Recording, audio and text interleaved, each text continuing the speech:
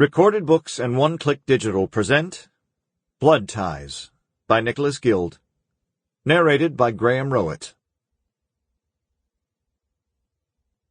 Chapter 1. The rain had stopped just before dawn, but up on the coast highway the air was still laden with heavy mist, enough to dissolve the flashers on the police cruisers into pulses of smeary red light. A couple of uniformed officers Ellen didn't recognize were already putting up yellow tape to keep onlookers at a distance. The morning traffic was light, but word got around, even on a weekend. In 20 minutes, they'd have their hands full. The site was a lookout point with space for about 10 cars. She saw 3 black and whites and a dented powder-blue Chevy, which presumably belonged to the man who had phoned in the report, which meant that Ellen's partner Sam hadn't yet made it up from Daly City. Even before she'd put her Toyota into park, a cop was leaning over the door.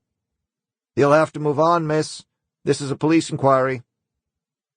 Without so much as glancing at him, she opened the door and, as she stepped outside, took out her badge case and lapped it over the breast pocket of her worn tweed jacket. Standing there, she was almost as tall as he was. "I'm Ridley," she answered. The dispatchers did this to her every time, as if the gag would never wear thin.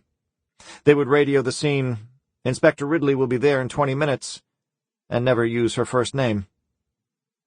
2 years ago, during her early days on the Homicide squad, she would have made an issue of it.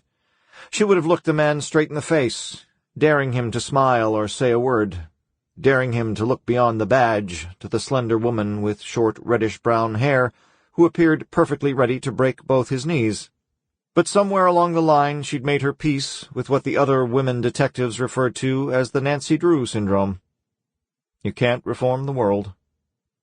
So she directed her attention to a group of 4 men drinking coffee out of styrofoam cups. All of them were cops, except one, who looked ancient and was wearing a green army coat he'd probably owned since Korea. "Is that the guy who found her?" "Yeah." "Anybody question him yet?" "No. We're waiting for you." Ellen nodded, as if acknowledging a neutral fact, but she was pleased. During her 3 years in uniform, she'd had it drilled into her that the officers who got there first were supposed to protect the crime scene, identify and detain any witnesses, and keep their mouths shut. But not everyone followed procedure. As she approached, the 3 uniforms faded back and left her alone with the man in the army coat, who smiled at her until he saw the badge. He had a weathered face. "Sample complete.